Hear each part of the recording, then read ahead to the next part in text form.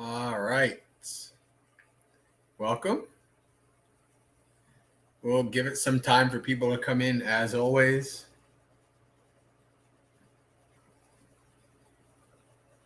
I did no advertisement at all today for Dhammapalooza. So we'll see how busy we get tonight.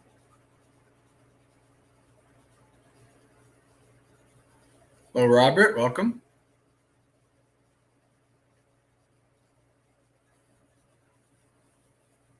Morning, Sean. Hello, Stuart. Welcome.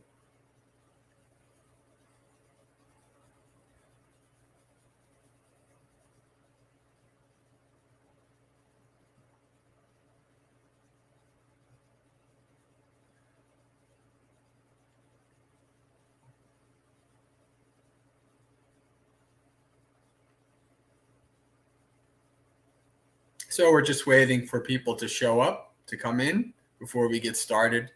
Give it at least till 5 after, and then we'll get started.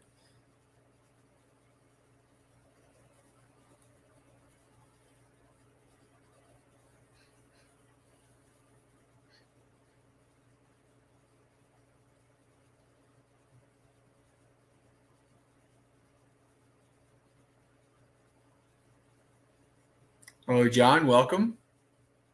And Yankee Apple.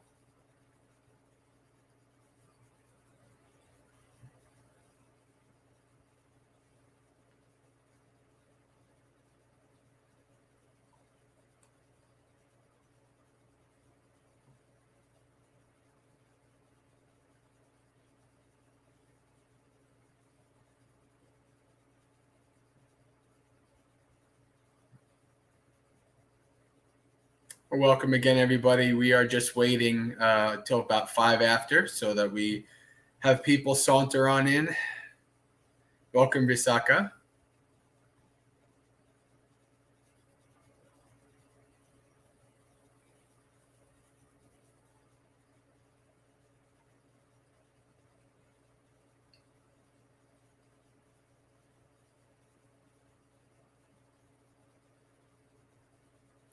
Yeah, Robert is asking where everybody's from. Thank you for bringing that up again, Robert. So if you'd like to get to know your fellow students of the path in the chat, then say hello to each other and give a little bit about yourself, like where you are from and all that kind of stuff. Obviously, you don't need to give anything if you don't want to. But it just it will show you how widespread everybody is in the Maggasekha community. I always like to say that, we have, on the Discord at least, we have people from every continent except for Antarctica. And we're working on Antarctica. All right. John and Audrey have sauntered in. Very good.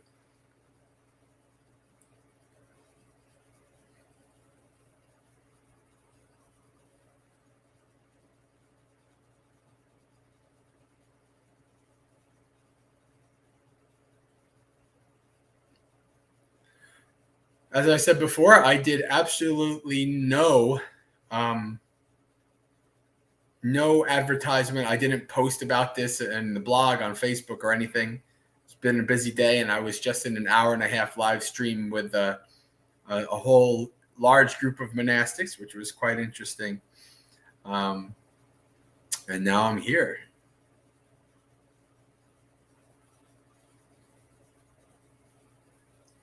Actually, Visaka, I was just on the Bhante Saranapala's channel. We got connected through Bhante Kusala. So, and he invited me to be on part of his bi-weekly monastic gathering on his channel. All right, that's 5 after. Let's get started. All right, let's share the screen. We'll do the chanting. And I want to chant the Ariyo Atangiko Muggo today. All right.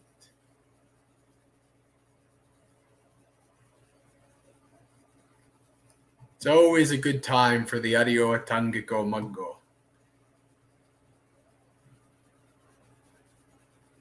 Let's see something. Does that make it bigger? Yeah, that makes it bigger, doesn't it? I like that. Okay. Yeah. Okay.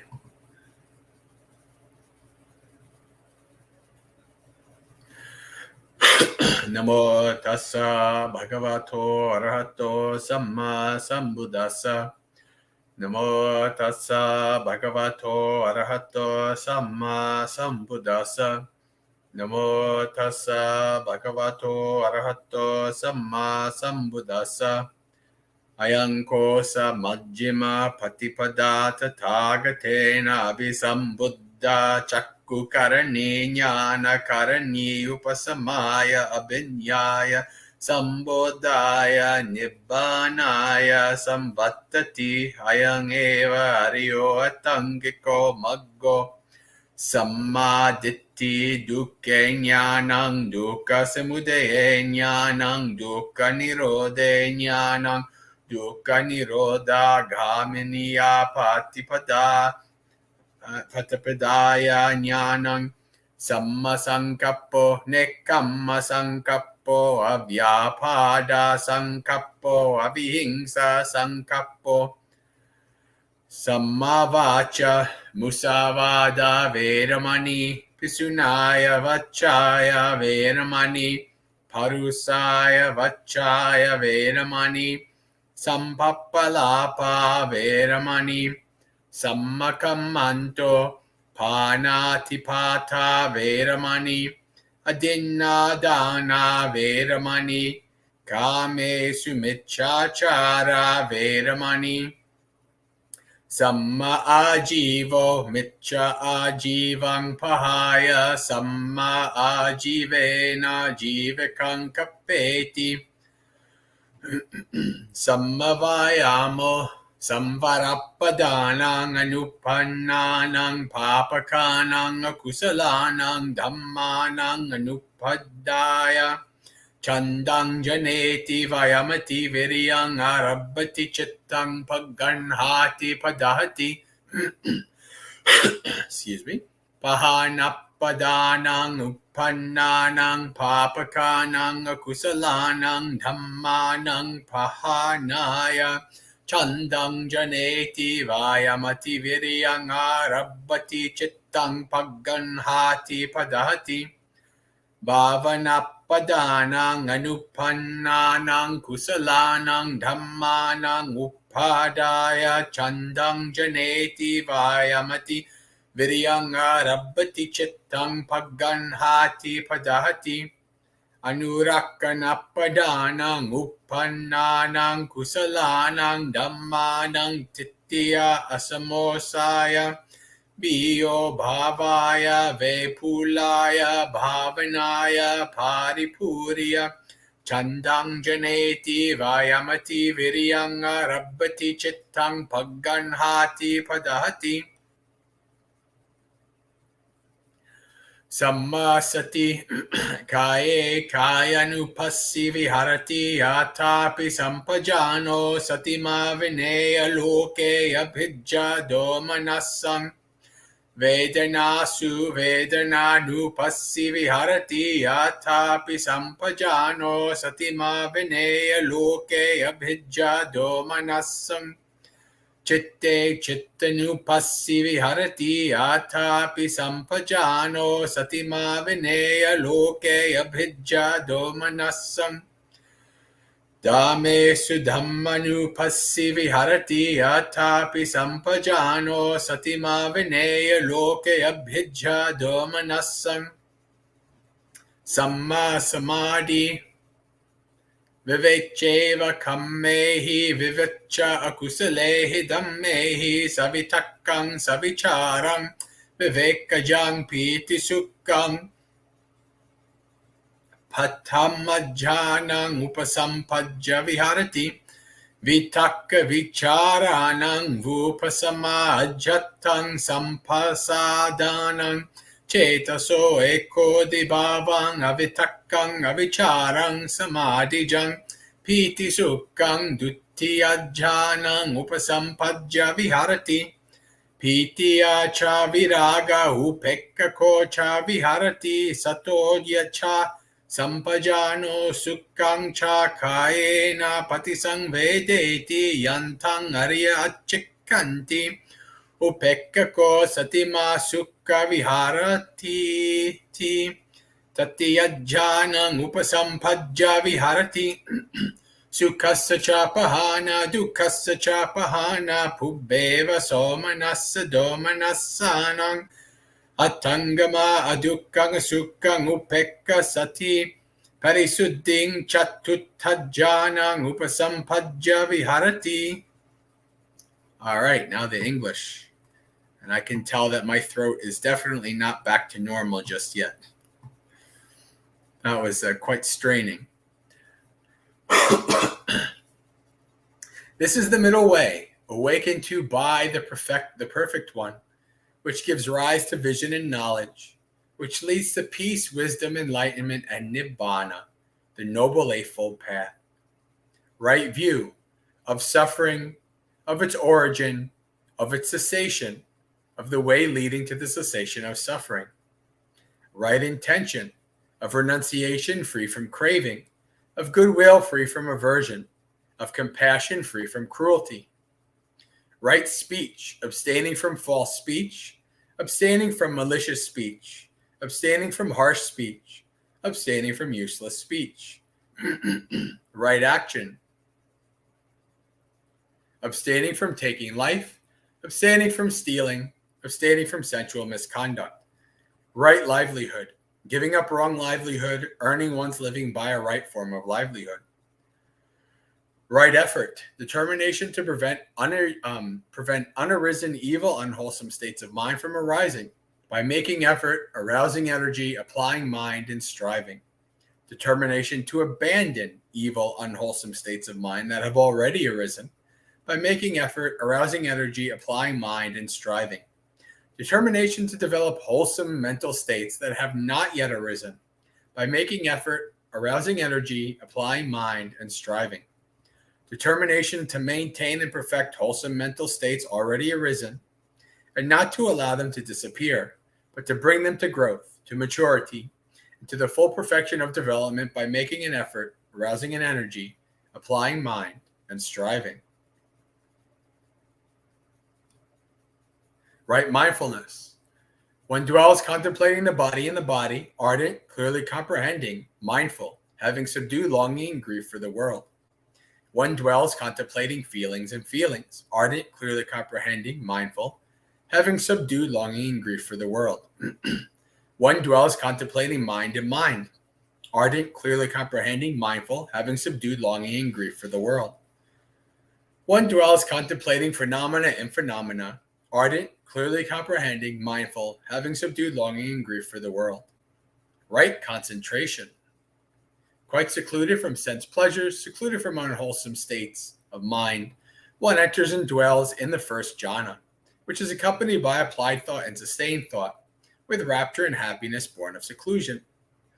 With the subsiding of applied thought and sustained thought, one enters and dwells in the second jhana, which has internal confidence and unification of mind, is without applied thought and sustained thought, is filled with rapture and bliss born of concentration.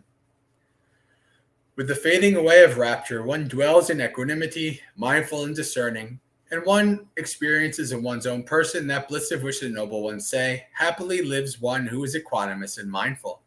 Thus one enters and dwells in the third jhana. With the abandoning of pleasure and pain, and with the previous disappearance of joy and grief, one enters and dwells in the fourth jhana, which has neither pain nor pleasure, purity of mindfulness and equanimity. Sadhu, sadhu, sadhu.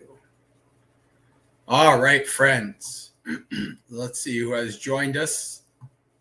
Upasika Metika is with us. Welcome, Steve. Welcome. Rahulawad, welcome. And Ian, welcome. All right, friends. So welcome to another Dhammapalooza, our Monday night Maggasekha community 2-hour festival of Dhamma. During this 2-hour festival of Dhamma, we will have a variety of Dhamma-related activities. We just did some chanting. very important. Chant the Noble Eightfold Path. If you choose one thing to chant often, I would say chant this. Noble Eightfold Path is very important. And often not talked about enough. But if you're around me, you hear it about it a lot, which is good, as it should be.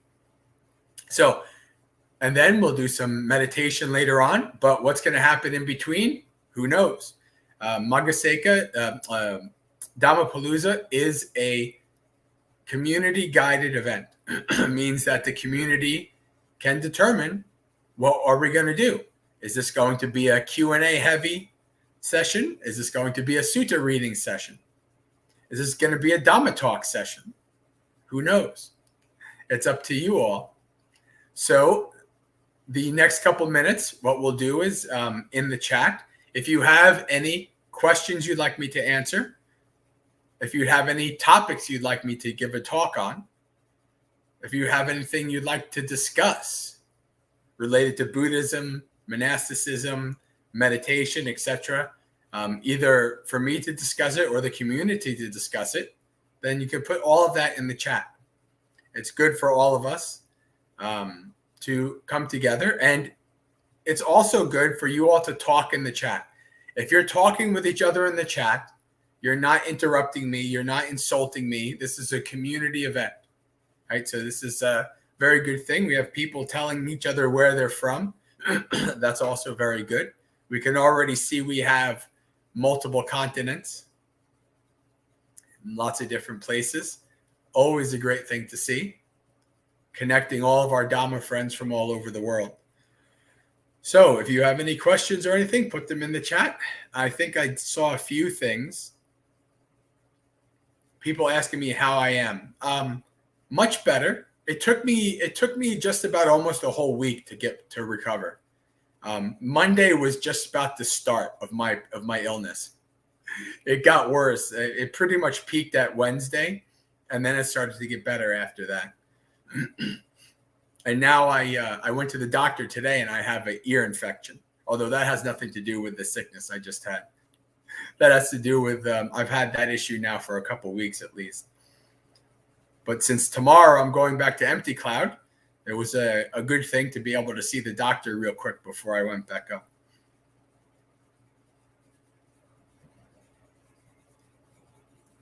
All right.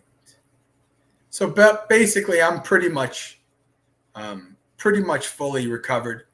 It was mostly a throat issue, so my throat, I can still feel it. I'm not quite able to chant easily, but that's where I'm at. All right.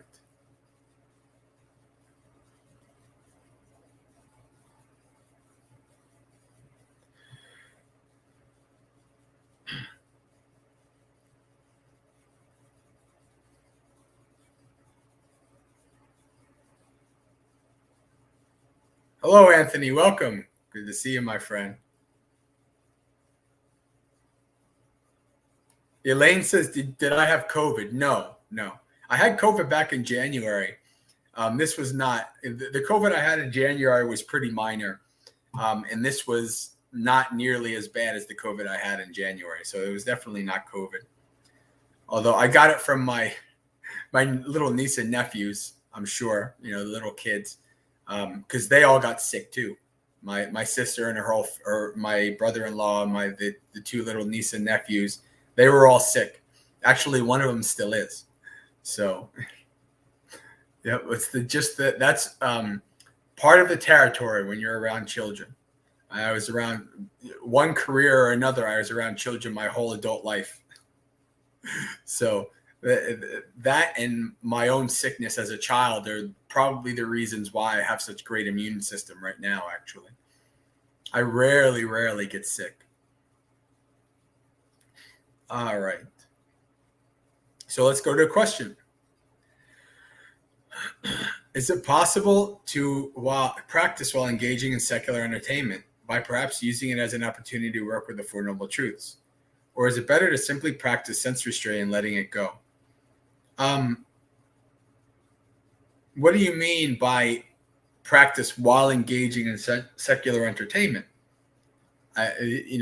So what comes to my mind is because I made everything I do part of my practice, then everything I did was part of my practice. And I can remember this was maybe about a year before I left the monastery. I was in the movies.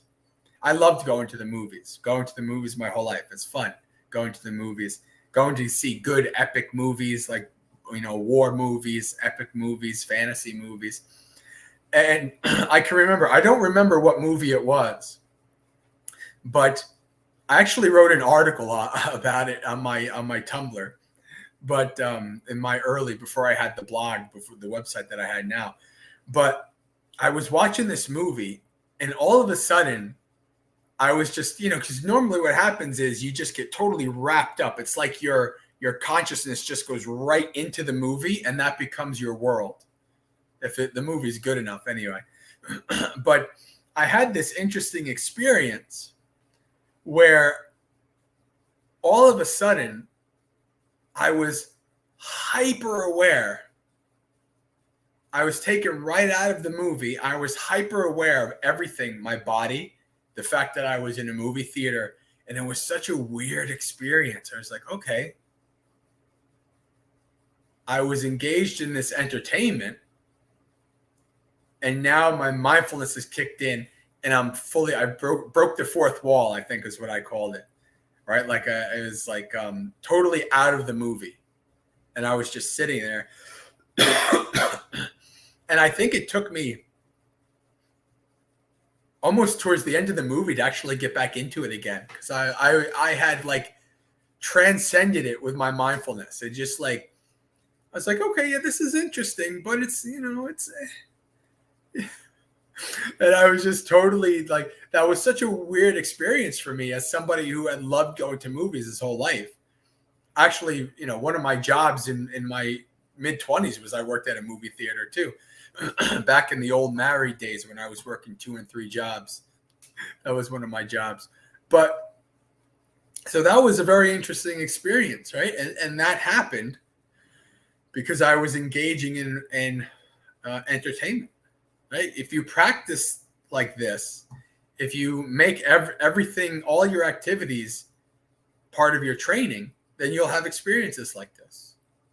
And yes, you can practice while engaging in secular entertainment.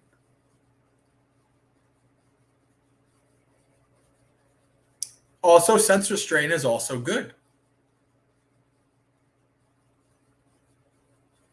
But let's be honest, it's quite hard to practice as a layperson in the world. It's quite hard to practice a monk in the woods level of sense restraint. It's not something that I really attempted a lot as a layperson. Like in the early days, I tried to be like a monk in lay life, but I just realized it just wasn't working out. It's just like, this is not how it's meant to be. It's not like, it's just, I'm going to be a monk and I'll act like a monk when I'm a monk. Other than that, I'll just, do the regular lay precepts and the regular lay kind of, practice. Of course, obviously I practice sense restraint, but it wasn't, it was more of me just kind of taking whatever I was experiencing as a practice rather than trying to avoid experiencing things.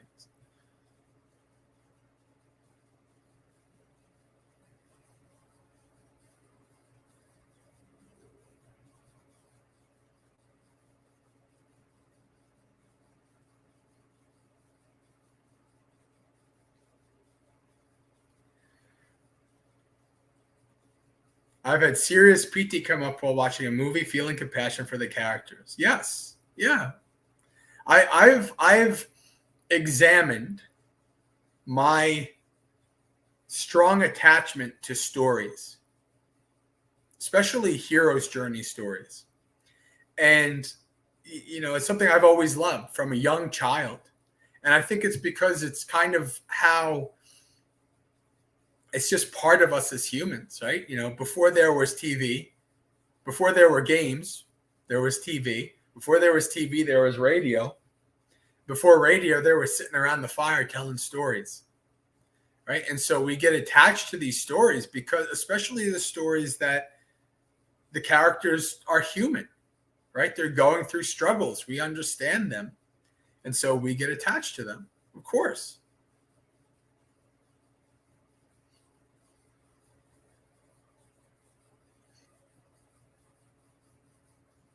Because there's a part of me, even now, even after practicing for so many years, there's a part of me that just loves to just escape into another world.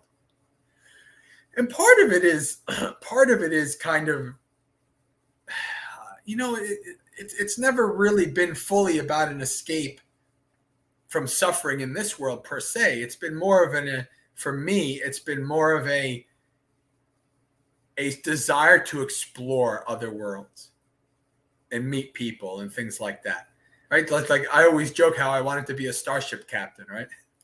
When I talk about how I wanted to live forever. If I couldn't live forever, I wanted to be reborn again in the future so I could be a starship captain and explore the universe. Like that's just like a very strong thing. Hello, Rodney. Welcome.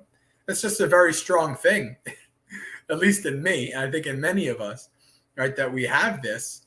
And it's been something that I've examined a lot as I tried to let it go. Not an easy thing to do.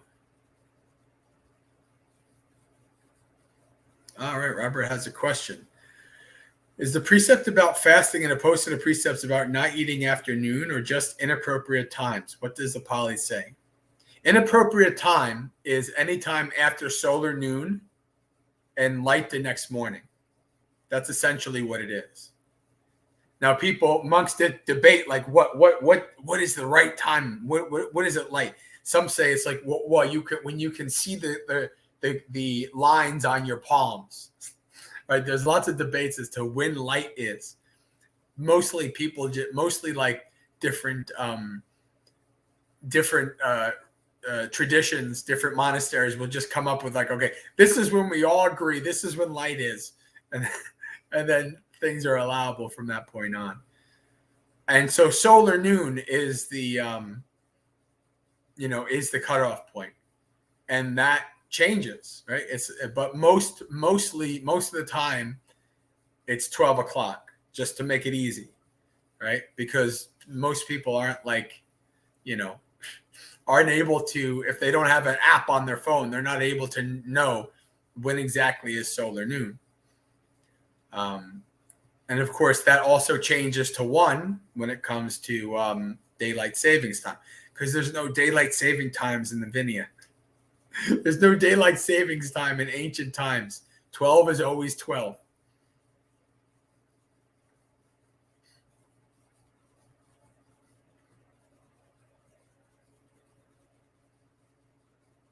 Ian already put the palm in the hand.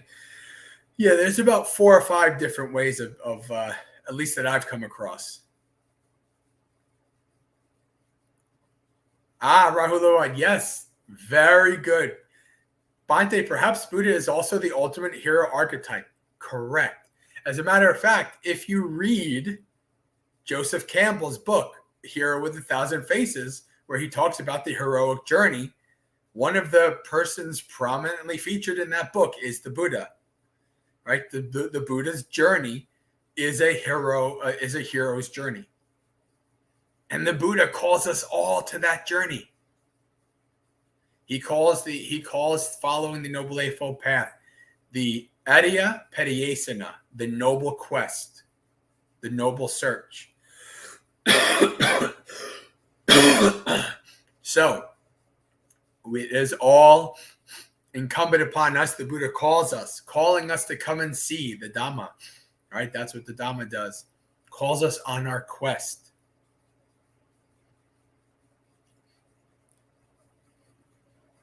Buddha as the ultimate victor. Yes. The chief bull. Yep.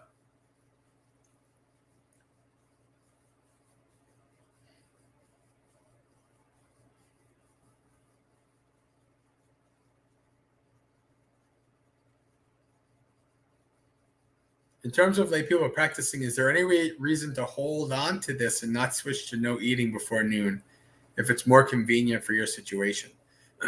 Well, are you trying to Okay. I mean, if you're doing it on the Aposita, then just try to live by the rules.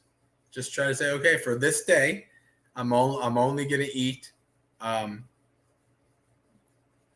to this point, and not. If you're doing it like in lay life, that makes it tougher, especially if you have, especially if you have to do lots of activities that burns up lots of calories.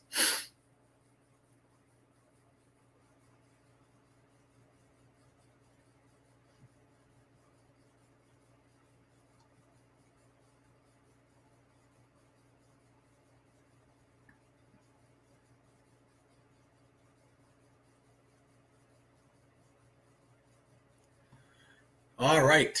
Why don't we read a sutta? I'll give it another minute, but then if there's nothing else, we'll read a sutta. It's a very good sutta as well. Bhante Silananda, one of my favorite monks who lived at Bhavana Society, he would say that this shows that there are these 11 ways that you switch to insight, right? 11 ways that you can develop the mind state of vipassana.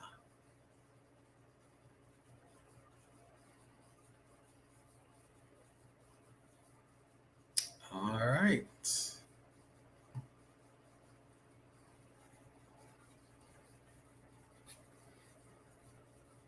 Just giving it a little bit to see if there's anything.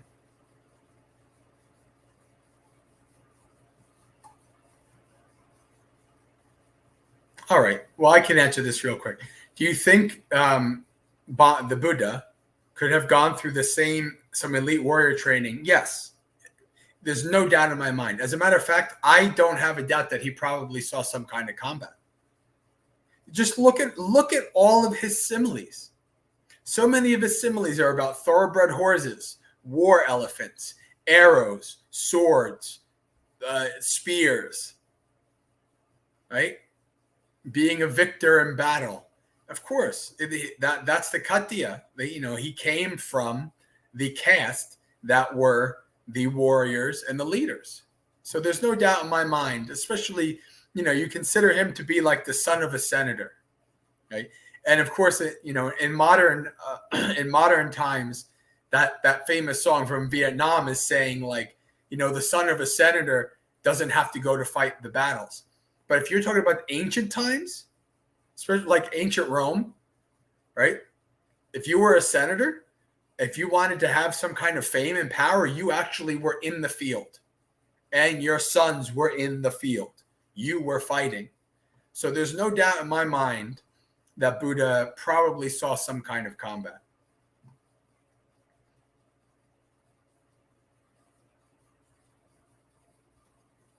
At the very least, he was heavily trained for it. It's part of his caste.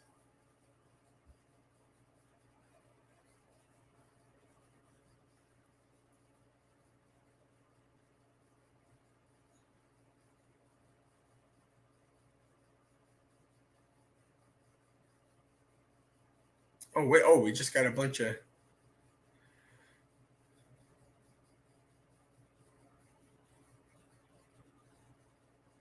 Oh, all kinds of questions all of a sudden. All right.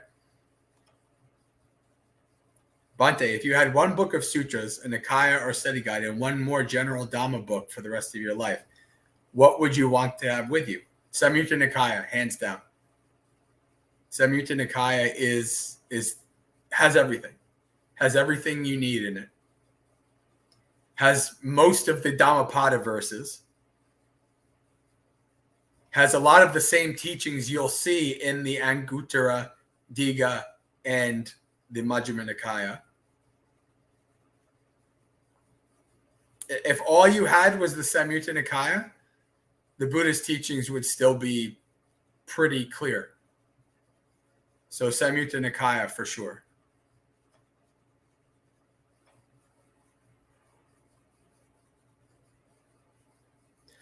One more general Dhamma book. I don't know.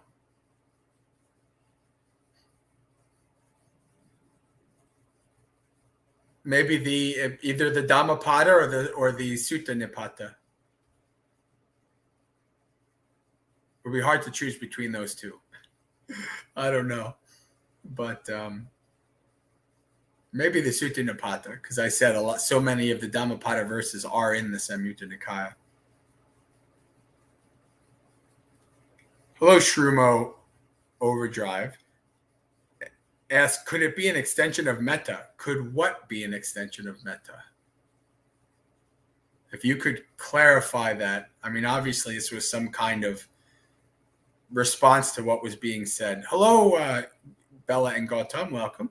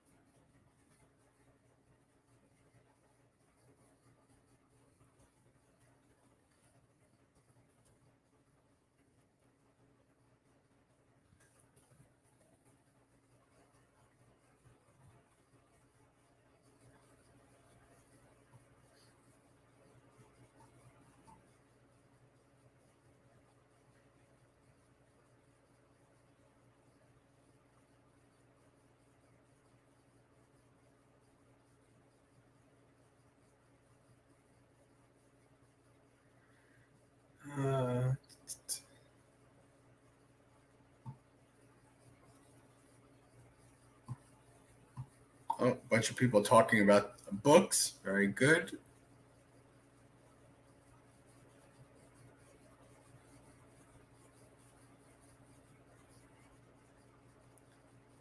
Rahul Lawad, you're speaking up my alley. Let me tell you. Bhante, do you think a TV series about the life of the Buddha based on the EBTs would be really epic? Yes. And I've already spoken about this.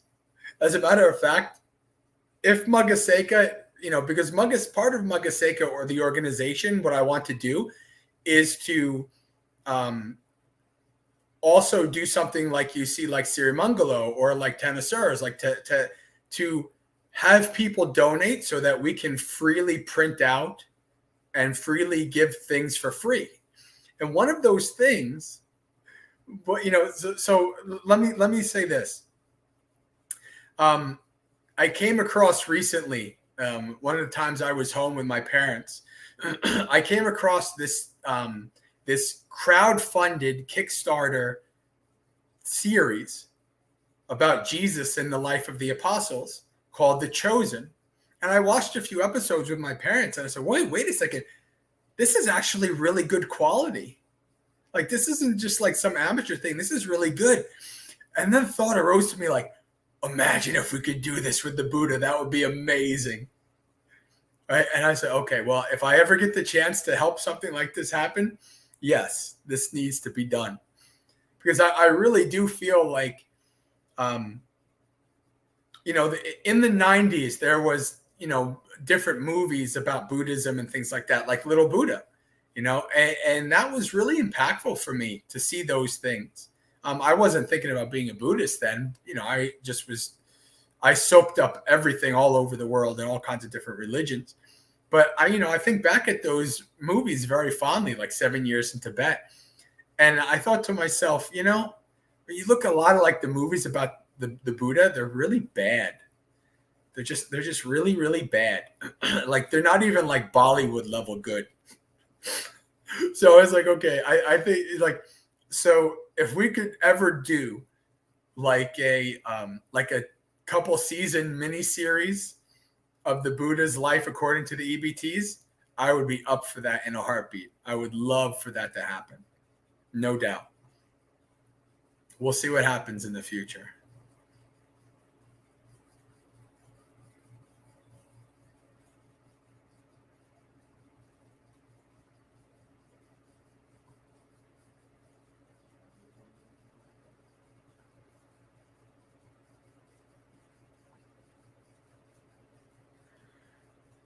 Jay Kala has a question. Could you talk on the Iddhipada? Please, Bhante.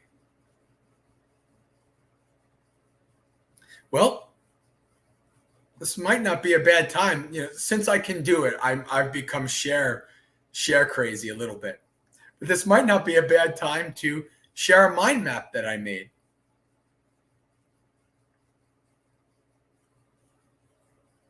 For the 37 factors of awakening. And then you can see where the Iddhipada fit in.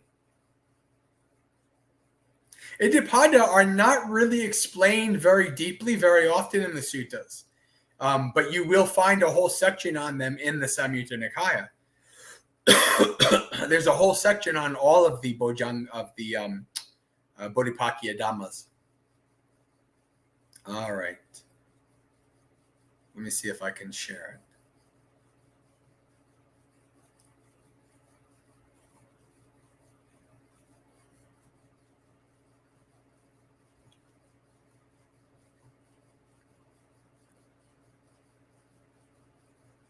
So you look in the blue wing.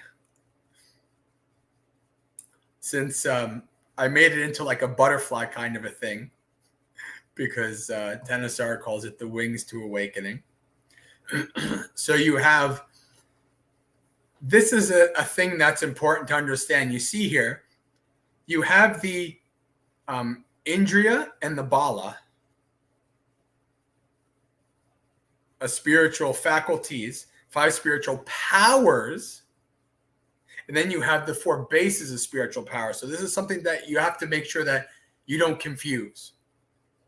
Right? And it can be very easily confused in that way. And so you can see quite clearly how they're different.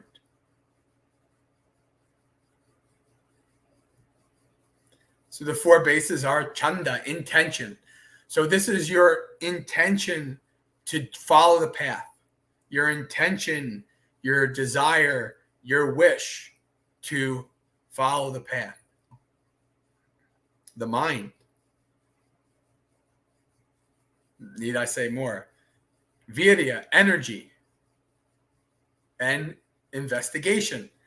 And see, here we have another word that means investigation. When you hear me talk about investigate this, investigate that, I'm telling you directly from the suttas. Vimamsa. Now, in the 7 factors of awakening, which actually let me say, yeah, there are in here, aren't they? Right? Let me see. I got to go over. So you have another one, Dhamma Vichaya, investigation of Dhammas. Investigation is a large part of this practice, my friends. Investigating and understanding. So these are bases for spiritual power. Right? These are where Virya, the root of that means like heroic, courageous. Investigating, developing the mind, your intention to do these things, building these up are very powerful tools. Very powerful aspects of your practice to build these up. And you can see virya in multiple places. You can see investigation in multiple places. So they are all part of each other in a way. They're all connected. It's not like they're very separate. But that's about all I have to say about that. Let's see.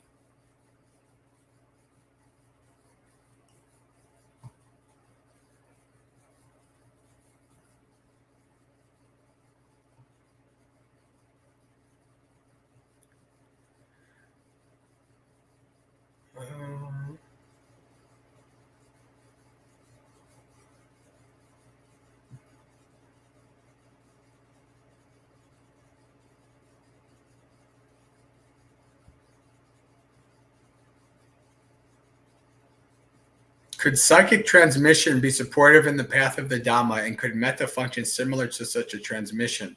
I'm asking from the perspective of the Sahaj Marg. I have no idea what that is. Sorry. Nor do I know anything about psychic transmission. I don't know if that's something different than like a teacher transmission, or if it's something, it could be something outside of Buddhism. I would not say that metta is a transmission, though. Metta is about the mind. Like Bhante Ji, my preceptor, would always say, metta is not magic. Right? You're not like sending magical waves out to all beings. It is about developing goodwill and friendliness in the mind for all beings.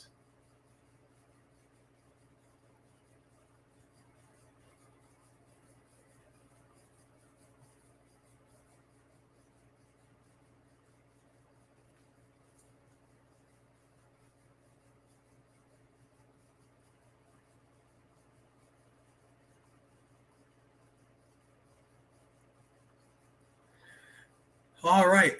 Why don't we read? It's not too long.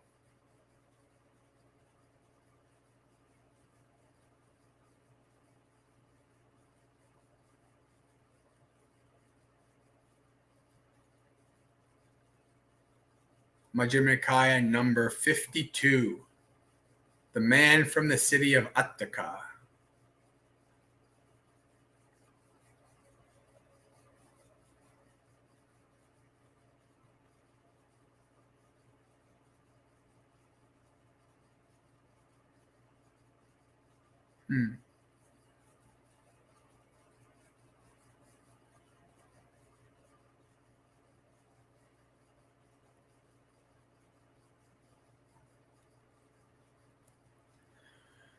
So I have heard at one time Venerable Ananda was staying near Vaisali in the little village of Beluva. Now at that time, the householder Dasama from the city of Aṭṭhaka had arrived at Patiliputta on some business. He went to the chicken monastery, approached a certain mendicant, bowed, sat down to one side, and said to him, "Sir, where is the Venerable Ananda now staying? For I want to see him." "Householder, Venerable Ananda is staying near Vaisali in the little village of Beluva."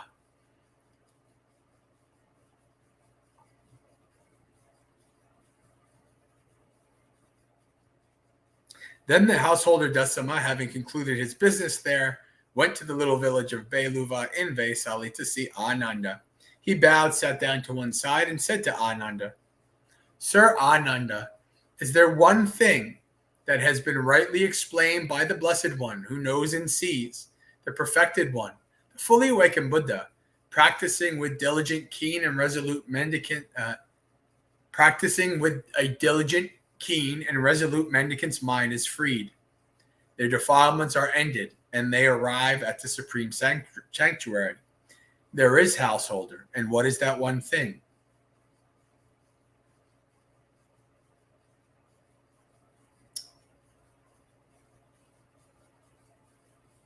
Maybe that's a practicing with a diligent, keen, and resolute mendicant's mind is free. The way that's worded is a little bit wacky. All right. Householder, it's when a mendicant, quite secluded from sensual pleasures, secluded from unskillful states, qualities, enters and remains in the first jhana, which has rapture and bliss born of seclusion, while placing the mind and keeping it connected. Then they reflect.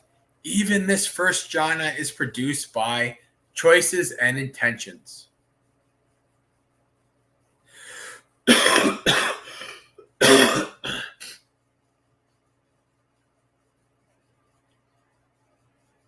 They understood, but whatever is produced by choices and intentions is impermanent and liable to cessation.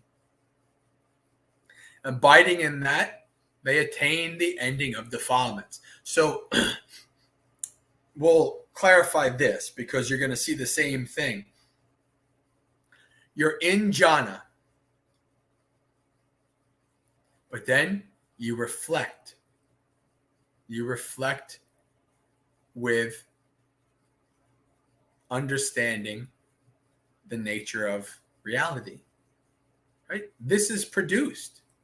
This is conditioned. This is subject to arising and ceasing. Right? You're building up. You're developing the mind of vipassana. You're developing. You're seeing impermanent, unsatisfactoriness, and soullessness. Right? So you go into this. You're in the first jhana, and you realize, oh, this is still dukkha. This is still samsara. And using that as a springboard, first jhana as a springboard, you're able to attain the end of the defilements. If they don't attain the ending of the defilements, with the ending of the 5 lower fetters, they're reborn spontaneously, meaning they become a non-returner. Because of their passion and love for that meditation, they are extinguished there and are not liable to return from this world. This is one thing that has been rightly explained by the Blessed One, who knows and sees, the perfected one, the fully awakened Buddha, practicing with which a diligent, keen, and resolute mendicant's mind is freed. Their defilements are ended, and they arrive at the supreme sanctuary. Furthermore, as placing the mind and keeping it connected are stilled, they enter and remain in the second jhana. And the same thing happens again. What do? They reflect. Even this is produced by choices and intentions. And they understand the ending of the defilements. And the fourth jhana.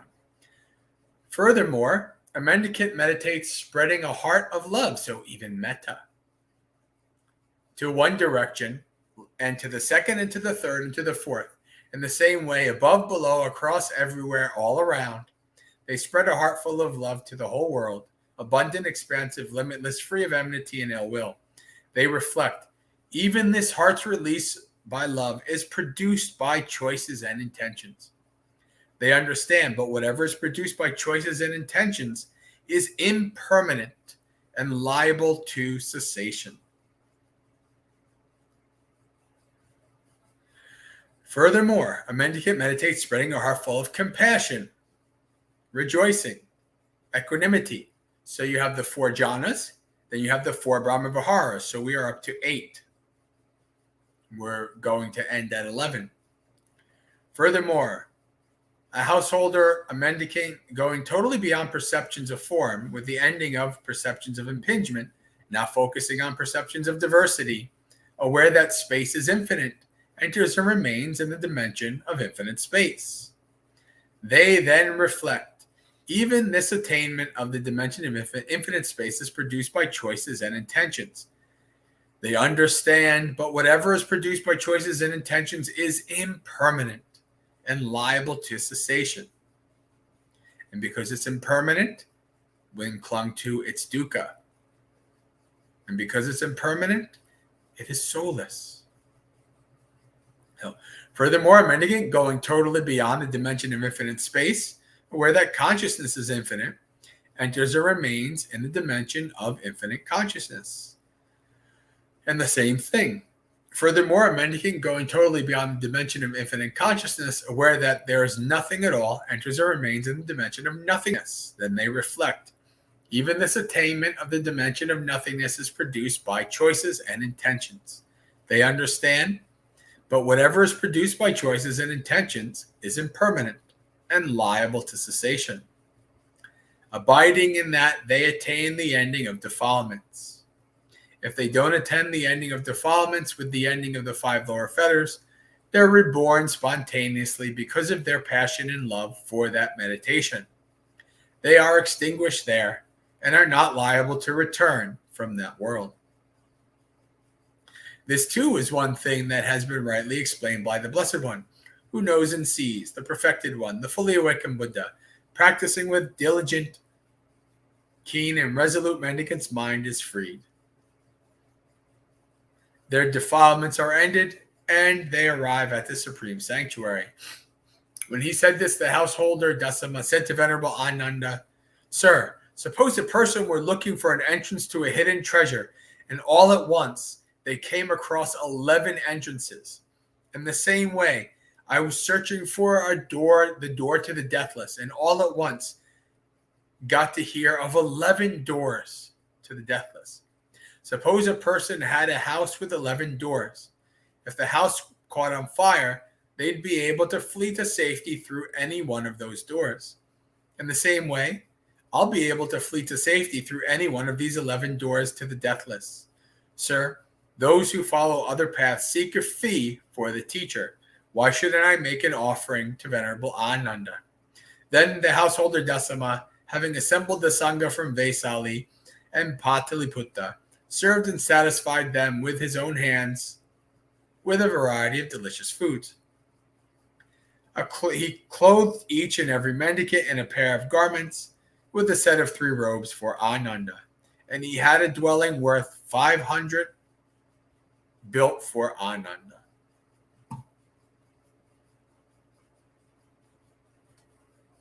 So we see here, this is a very important sutta. This is explaining, right, 4 jhanas, 4 formless attainments, or 3 formless attainments, and 4 Brahma Viharas. When you practice these, which are all samatha practices, right? The Brahma Viharas are good for a variety of things, including one-pointedness of mind. You can get into jhanas through the Brahma Viharas. And you can also reflect all of these practices. You can reflect, this is impermanent. This is conditioned. I can't expect that this will stay forever. If I do, I'll suffer. My metta used to be so great, now it's not anymore. And I wish it was so great. And you suffer. But you understood when this metta, oh, this wonderful metta, I'm feeling so blissed out for the world. It's impermanent. It's unsatisfactory. It's soulless. You develop insight. You develop the mind of vipassana to understand deeply.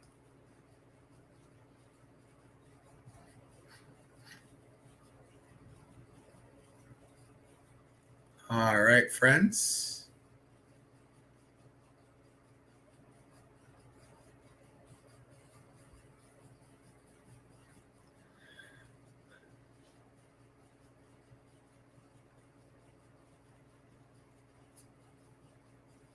Robert says, so is there any use chanting parita?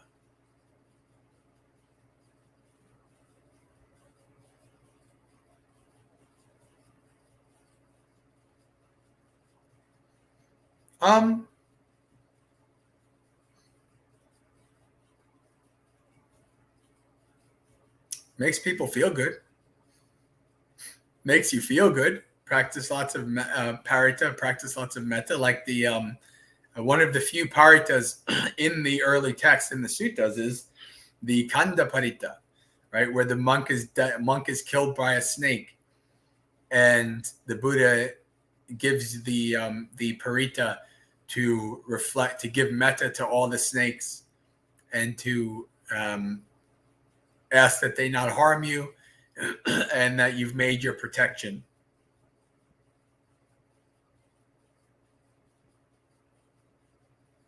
Could it do something? Maybe. I suspect, though, it's more that if you're calm and collected around animals, then they're a lot less likely to bite you. You're a lot more mindful and not getting into situations where you might have problems with animals. And that works with people too, right? I don't necessarily think of it as anything magic. But, I mean, you do also have the devas protecting people, but they usually protect people based on their morality, not because people ask for it. So if you want protection, live moral, practice well, and you'll have your protection. Metika has a question. Can you talk about Asal Puja? Now, I'm sure there's a story for Asal Puja, but I don't know. But I do know there is a story because there's a story for every puja. This is not something that, like we talked about a lot. It's not something that was part. So this is Asal Puja is, again, I don't know the story, so I can't tell you the story off the top of my head, but this is usually the start of the Vasa. So I think that's what you're talking about. Any plans? Yes, my plan is to keep living as long as I can and keep practicing. No, I'm going to be at Empty Cloud for the Vasa. So I'll be here. With the exception of a month in New York City, I have literally been, 1 week trip to Colorado. But other than that, like my nomad life has come to a halt because I've been in New Jersey the whole year, either with family or now with Empty Cloud. So I'm hoping to get back to my travel nomad ways next year if I possibly can. We'll see. But such is the way it is. Sometimes nomads stay in one place for a while before moving on.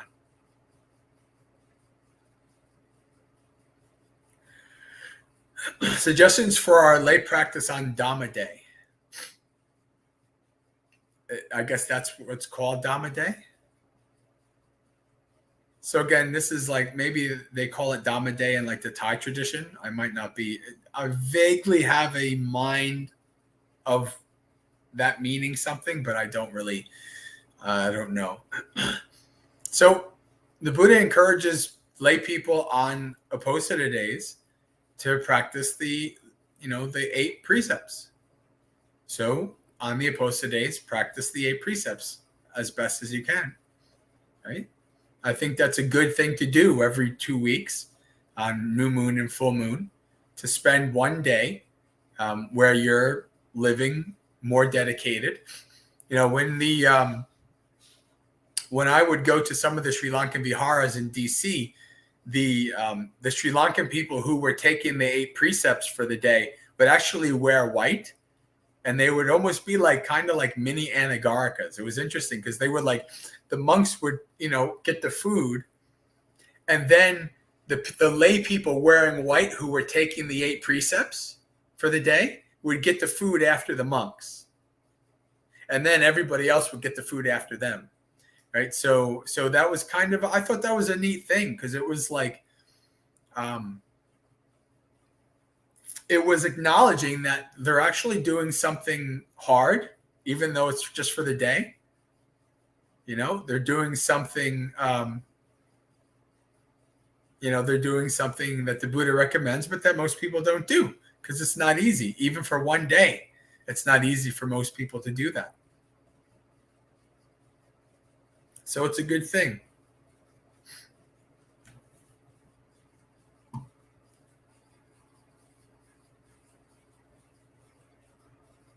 I actually tried to live by the 8 precepts in lay life. Lasted about a month. After a month, I was like, this is a bit much. But I didn't know about the practicing doing the 8 precepts on Aposita. If I had more of awareness of that, I probably would have done that as a practice.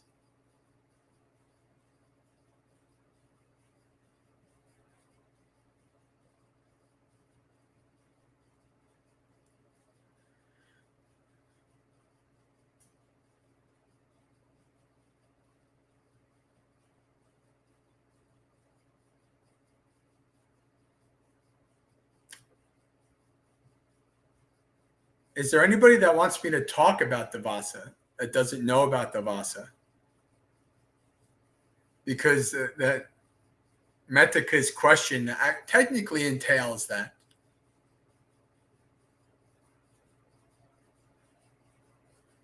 I could explain the Vasa and what it is and what the point of it is and why it's done and how it's become what it's become, which is quite different, interestingly enough, than what it originally started out as. Things tend to start out simple and grow from there, don't they?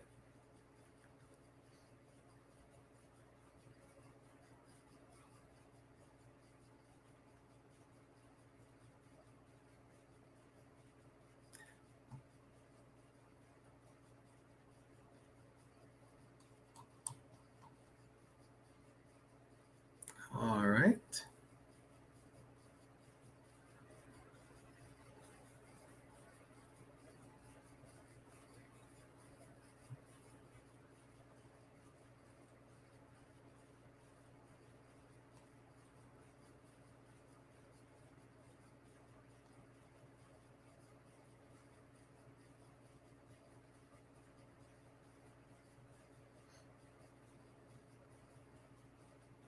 Hello, Sindhu. Welcome.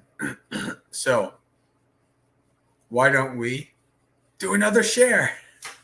I'm probably doing this share thing too much, but I like to show. Like this is Bhante G was very much like this. He likes to show you directly the words of the Buddha, right? And I like to do that too. Like I like to show people directly things. So let me.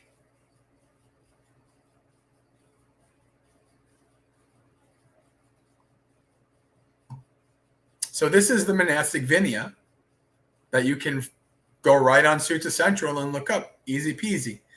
So it's called the rains season. The reason why it's called the rain season is because it's one of the 3 seasons of India, of ancient India. You have Gimhana, which is the hot season. You have Hemanta, which is the cold season. And you have Vasana, which is the rainy season. And so if you want to know, well, why did this whole thing start? You can see it right here. Ajahn Brahmali's translation. Okay, so at one time, the Buddha was staying at Rajagaha in the bamboo grove, the squirrel sanctuary. At that time, Buddha had not laid down the rainy season residence for the monks. And so the monks were wandering about in the winter, in the summer, and also during the rainy season. People complained. How can the Sakyan monastics go wandering in the winter, in the summer, and even during the rainy season? They are trampling down the green grass, oppressing one-sensed life, and destroying many small creatures.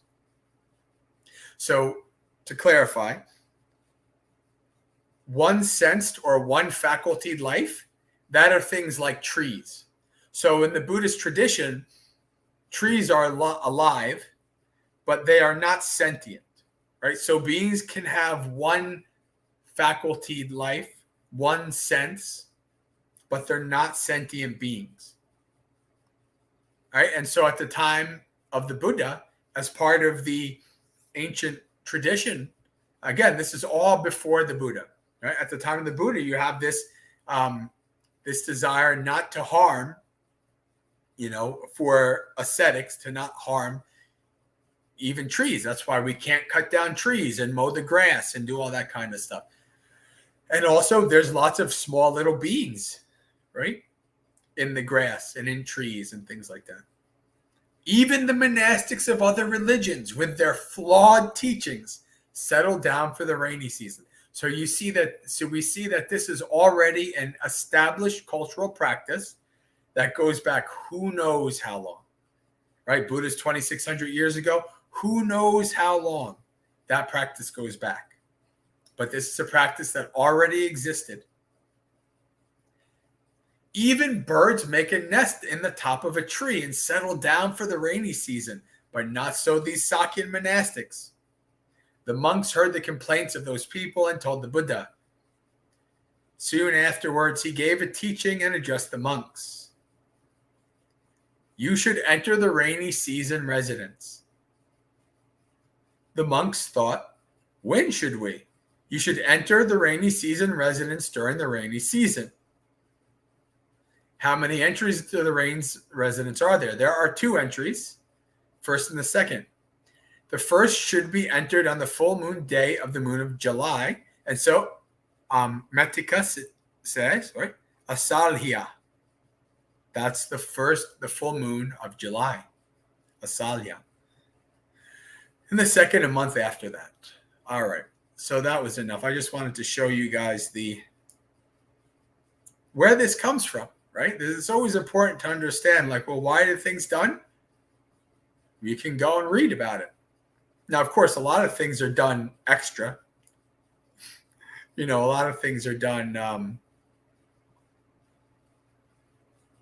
that have been added later. But a lot of things you can just go and read it right then and there. So you have this, then, tradition that is built up. And for the sake of, the culture at the time, the Buddha's like, okay, well, we should do this because it doesn't look good. So we're going to stay in one place. But then as you see, like you saw a little bit of that. We can do hours of just this one thing. We're not going to go through it. But you see that actually what happens is more things are added, more situations arise. And so then there's the allowance to go away for 7 days. Right? So you can, when you're in a vasa, when you stay in one spot for the 3 months, you're allowed to go away for up to 7 days for a variety of different reasons, from a variety of different people, other monastics, your parents, your family members. If somebody calls you and says, come do a Dhamma talk, I'm going. I might do some traveling to do Dhamma talks just this vasa. There's some possible traveling in the works. You just have to be back within 7 days. And so that's basically the vasa. And so, it's more complicated than that, but it's not. It doesn't need to be more complicated than that. At least, for lay people, it's not that complicated to, for monks, it can get into like minuscule things, but no need to go over that here. And so you take the 3 weeks, the 3 months, vasa, and at the end, you see the Katina season. This is the season to give robe cloth to the monks. You didn't give robes to the monks. You just gave them the cloth, and then they made their own robes. That's what monks did back then. Now, of course, later on, people did give full robes to the monks. Even in the Vinaya, you can see this. But mostly it was just you're giving cloth. The lay people give cloth to the monks, and they make their own. It's like, oh, thanks. My robe is pretty ratty. I've been wandering for a year. It's pretty ratty. I've mended it a couple times. I think I need a new robe. At least once a year. Santa Claus, Indian Santa comes and gives us a new robe, right? But so yeah, you get a new robe, and that's it. That's basically it.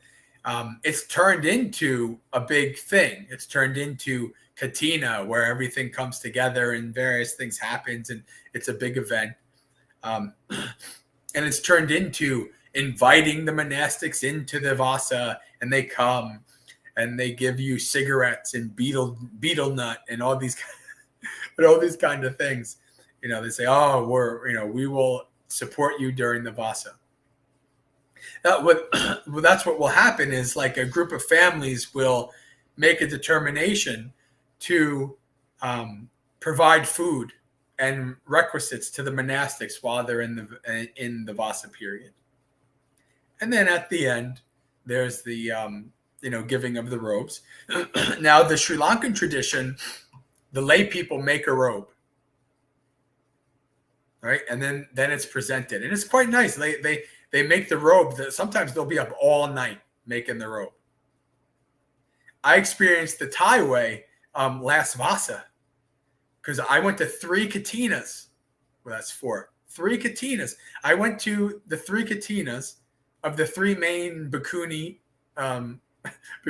hermitages, monasteries in California. So I really had a katina season last year. And one of them, I actually got to stay up all night and watch the Bhikkhunis sew a robe. It was really cool. I took pictures for them, and I got to, hang out with them. I even actually got to sew a little bit into the robe as well for Aya Chittananda, who was my first guest a couple of weeks ago. There's a picture of us sewing together like this, right?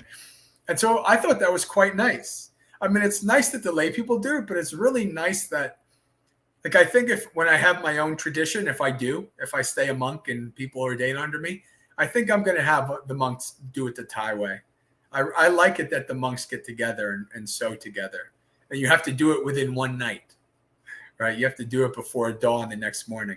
I thought that was pretty cool, so, and that's pretty much it. I mean, it doesn't need to be much more complicated than that. It can be, but it doesn't need to be.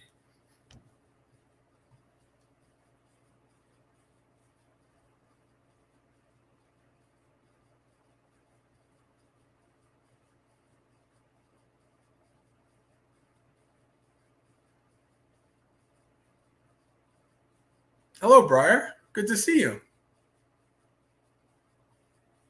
John says, Sri Lanka is suffering right now. I wonder if there is some way I can buy materials or robes or just robes from Sri Lankans and give them to worthy monastics.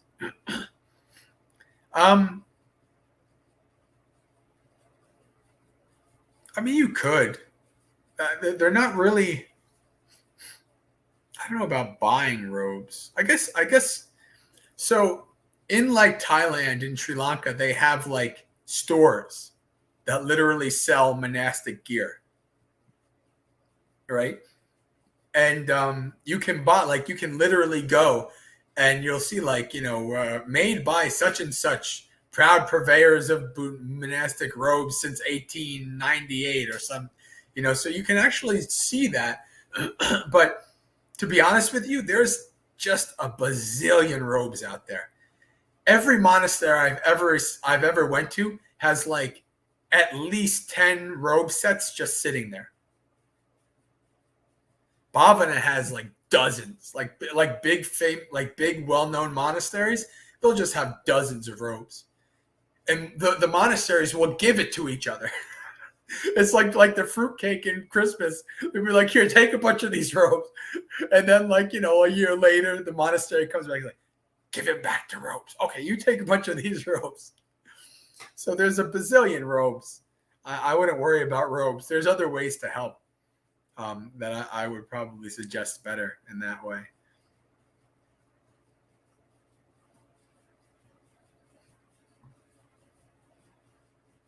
Like, you'll actually see that there will be places where the monastery has, or the temple has, just a dozen or 2 dozen robes, and the people will offer the robe, and then it just goes down to the next line, and then so you keep getting offered the same robe.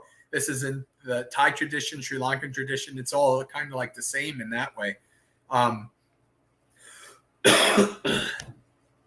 There's just a ton of robes, honestly. Now, if you know a specific monk, especially Western monks, because a lot of times the pre-made robes from Asia are just too small for Western monks. They're taller, maybe a little bit wider like me, or whatever. They you need a bigger robe, and it's a lot harder. Like, I was lucky. Like, this robe that I found in an Empty Cloud store is not a typical robe that you'll find, a pre-made robe. This is a pre-made robe. Who knows who made this? Probably some store in Thailand. But it's as big as my previous robes. And this was just like a lucky find that I found a robe that was big enough for me in a store in the store, a monastery store. Very lucky find. But there's so many. So, if you want to offer like a robe to make or to give cloth, that's a different story. All right. So I see the chat's quiet. Why don't we do our meditation? And then we will have 10 minutes at the end for some Dhammapada and closing out.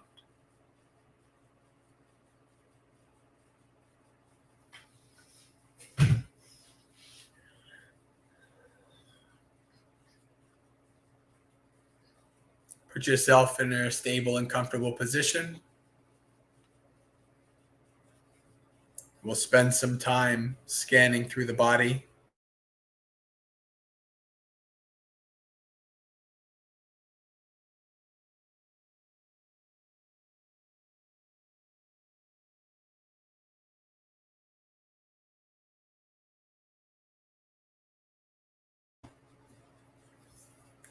Bring your awareness to your feet. By bring awareness, this means to place your attention on whatever sensations or feeling are arising in that part of the body.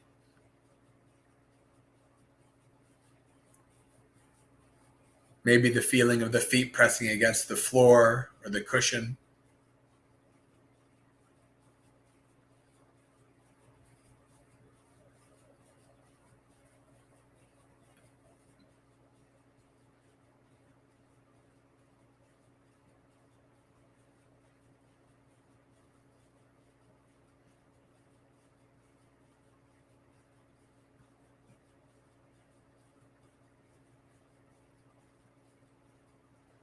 Train your mind to recognize sensations, because then you can see when there's a small discomfort or a small imbalance in the posture that will cause larger pain later on. So you scan through the body, observe sensations, and adjust as needed.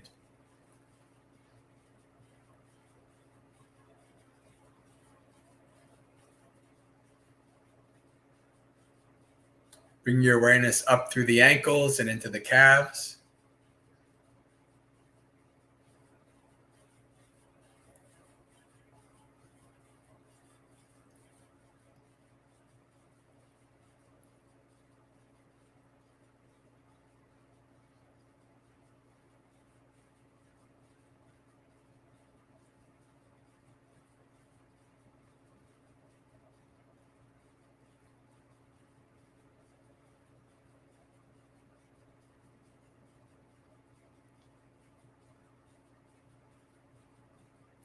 If you're having trouble connecting with a sensation, you can prompt yourself by asking, what do I see? What do I feel?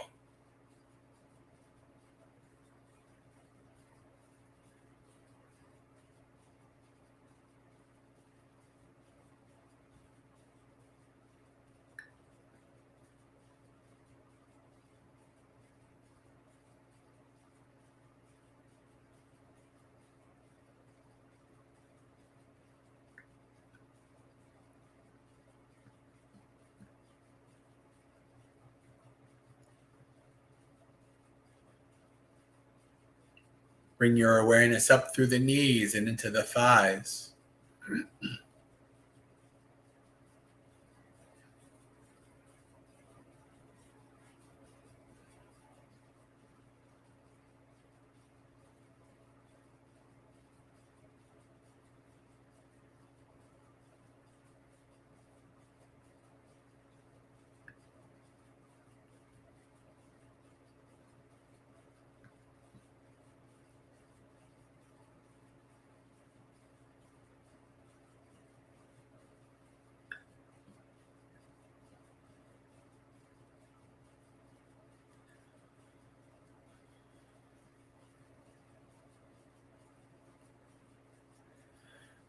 Up through to the pelvis and hip bones. This is an important part of the body to spend time investigating, observing. The position of the hips and pelvis impacts the posture greatly. The balance of the legs and the spine.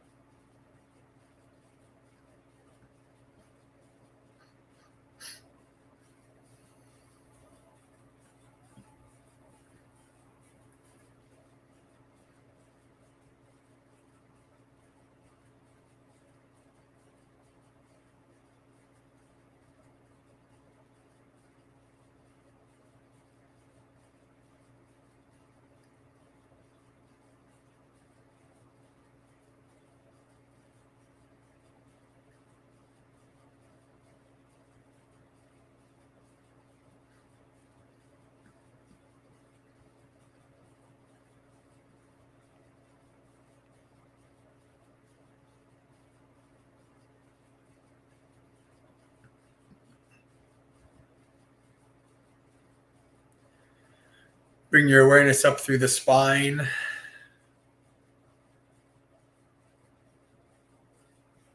through the abdomen, the chest,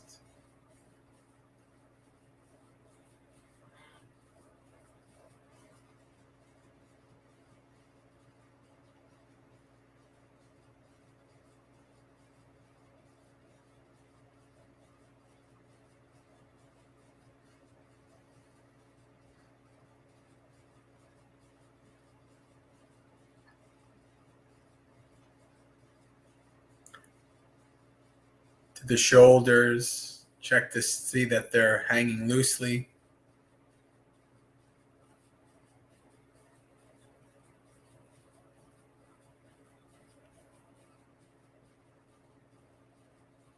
And then down through to the elbows and hands.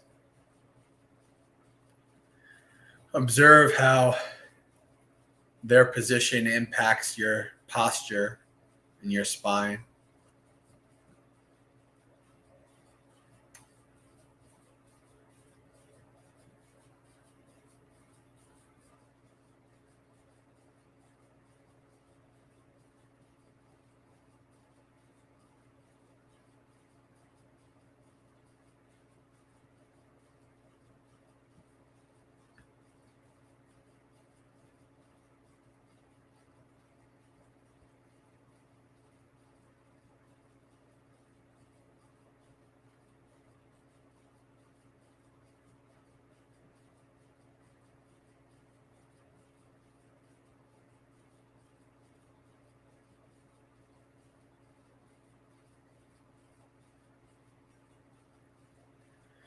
And then finally the head.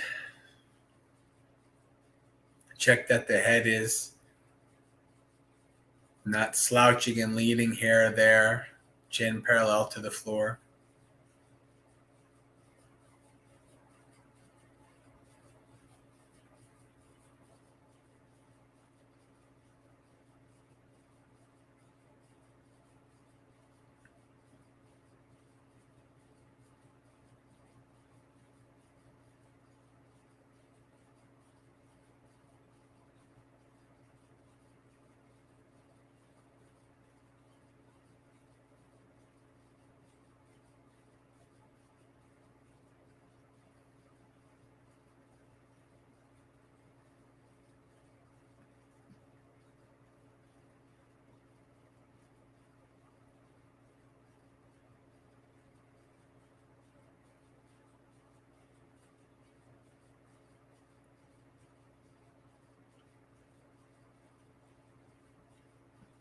And when you're done setting up your body in a comfortable and stable position, let the body go and take 3 deep breaths.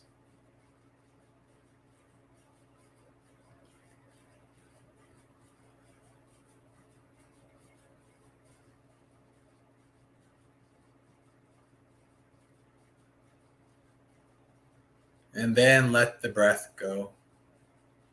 From here on in, try not to manipulate or control the breath in any way. This body's been breathing from the moment you were born and will continue to do so until the second you die. Doesn't need you to do its job. Your job is to simply observe, investigate, and abide with the breath.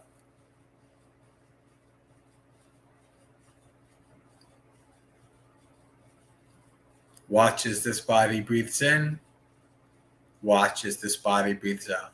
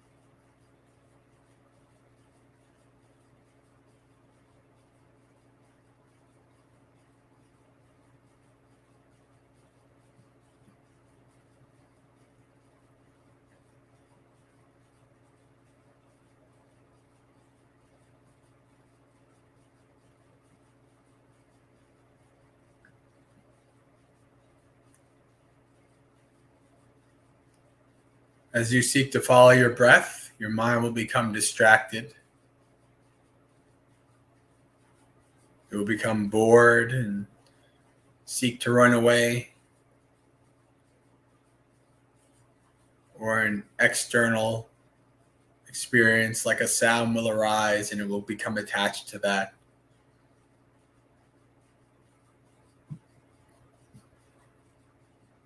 Whenever the mind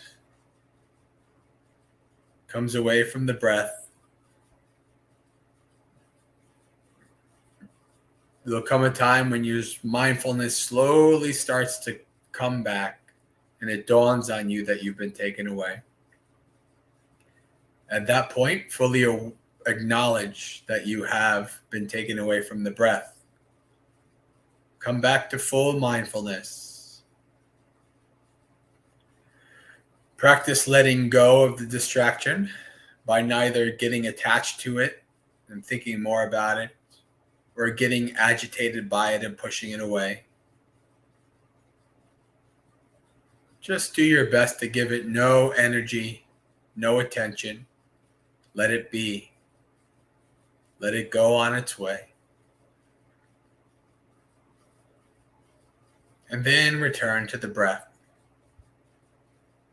Acknowledge, let go, and return over and over. Always come back to the breath. The breath is home. It's always there waiting for you to return, to follow it to a peaceful and calm, tranquil mind.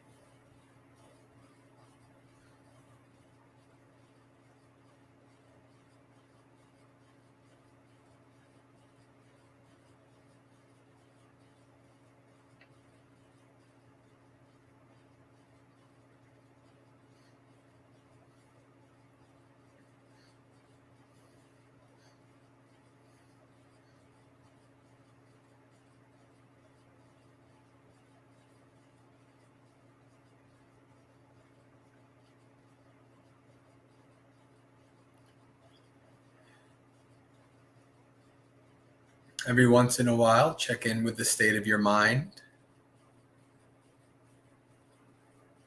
Is your mind becoming more calm and peaceful or not?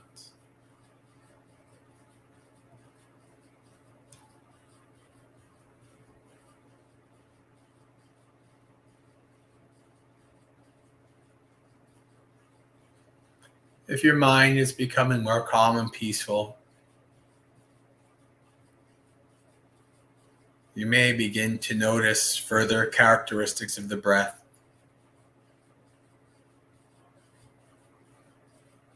How the breath changes.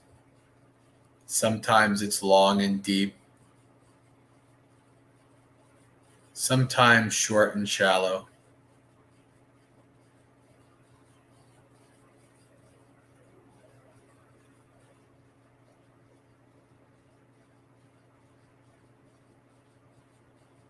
Observe how the breath moves, flows, fluctuates. Try to observe the impermanence of the breath.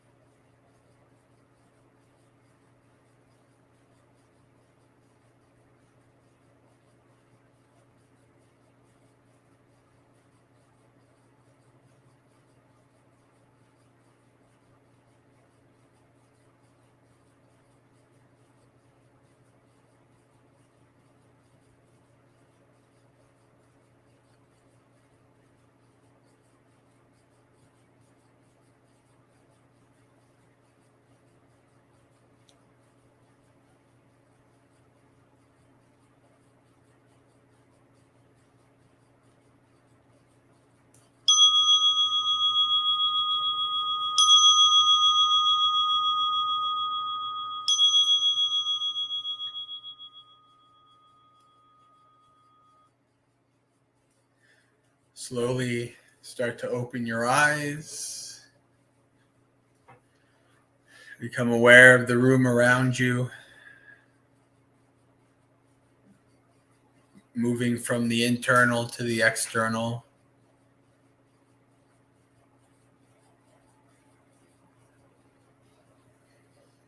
We have a visitor that joined us during the meditation from Twitch. And he asked, am I a Buddhist monk? Can I answer his questions? And I told him that we were doing a meditation. And then he said, are you a Shaolin monk? Do you know martial arts? Yes, I know martial arts. No, I'm not a Shaolin monk. Shaolin monks are technically not actual real monks. They're more like a sports team these days. Not like the ancient roots.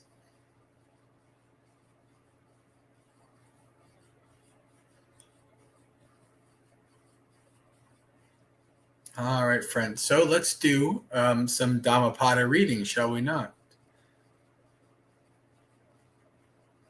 For a couple of minutes before we do our business and end for the night.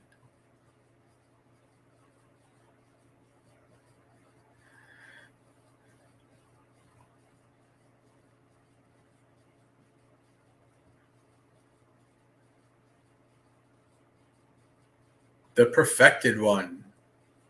The fever of passion exists not for him who has completed the journey, who was sorrowless and wholly set free, and has broken all ties.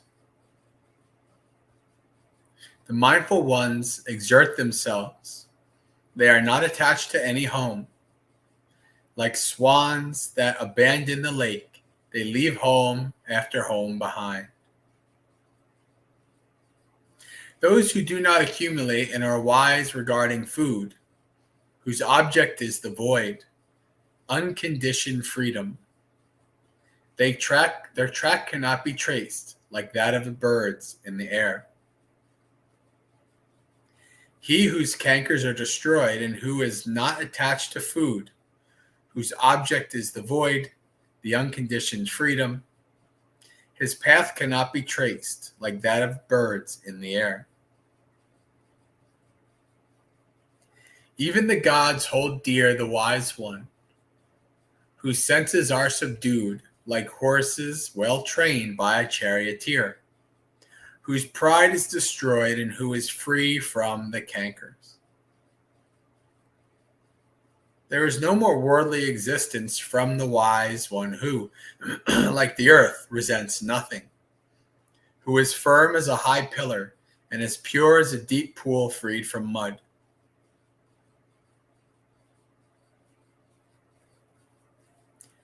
Calm is his thought, calm is his speech, and calm is his deed, who, truly knowing, is wholly freed, perfectly tranquil and wise.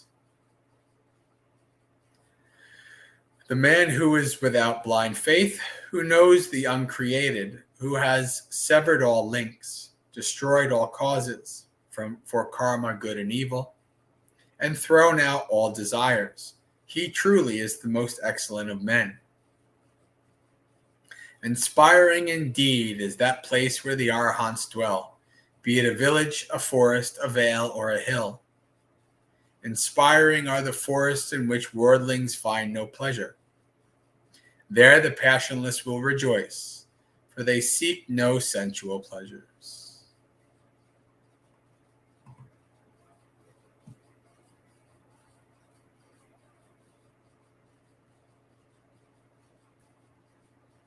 Well, Metika, we don't have too much time to talk about the 7 factors of awakening. It's a bit, that's quite a big topic. This could be an Ask Abante. It could be for next week. I'll be at Empty Cloud for Ask a Monk on Friday, so it could be an Ask a Monk question or monk chat question. Yeah.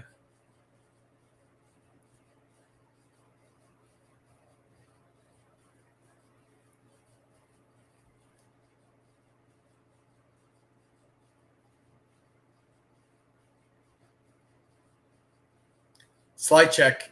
Unfortunately, you've come to us at the end, and we don't have much time, but you are welcome. I'm going to be giving a website and everything right now, and so you're welcome to contact me and be a part of the community and ask these questions and during times where I can talk to you a bit more when we're not out of time. So why don't we do our business first?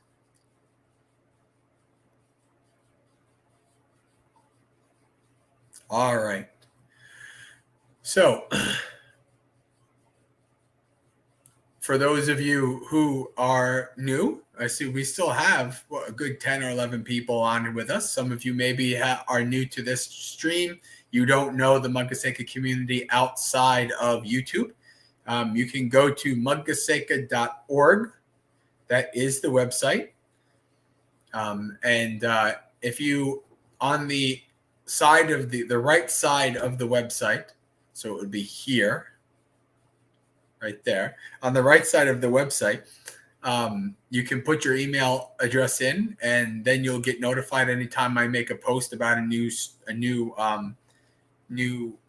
anything, new video, new activity, new retreat. We have a retreat coming August 13th, 14th on learning how to understand and read the suttas.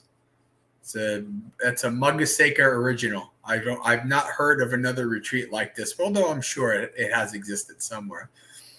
But this is going to be a good retreat, I think. And so then you can also, on the YouTube, you can click and subscribe. I guess you might be able to do the same thing on Twitch. You can subscribe on Twitch. Not on Facebook, but nobody's on Facebook right now, so don't have to worry about that. And this session happens Mondays, 8 p.m. Eastern, so New York time, 8 p.m. To 10 p.m., which is in a couple minutes. And then I also have weekly doing a Ask a Bhante. So if you have questions, you can send them to me via emails. And you can email up here, maggasekha@gmail.com. You can send an email.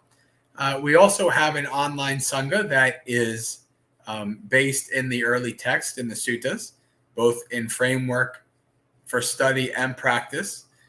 It is not a general Buddhist community, but if that is something that is interesting to you, learning from the suttas, then you're welcome to come. You can ask for an invite through that email there.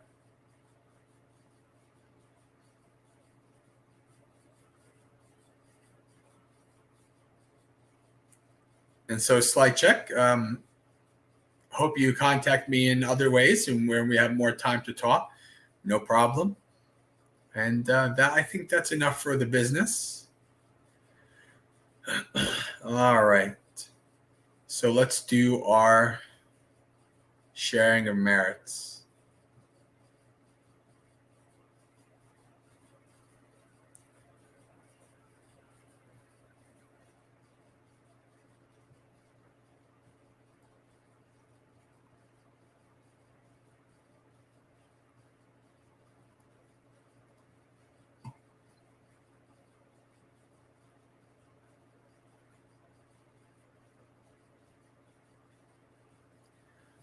Dukkha patta chane dukkha, bhaya patta chane bhaya, soka patta chane soka, hontu sabbe pipaniyo, etta vata cha amehi, sampatang punya sampatang, sabbe deva anumodantu sabba sampatti siddhya, akasata chabumata deva naga mahidika punyang tang anumoditva charang rakantu sasanang.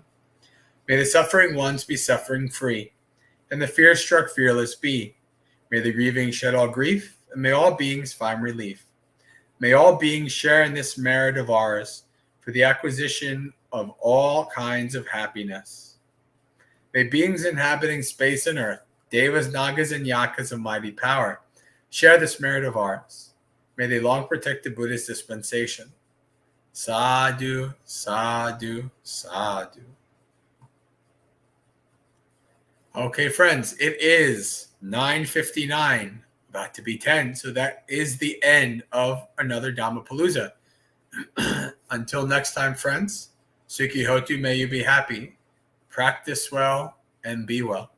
May you have a spiritually successful and peaceful practice until we meet again.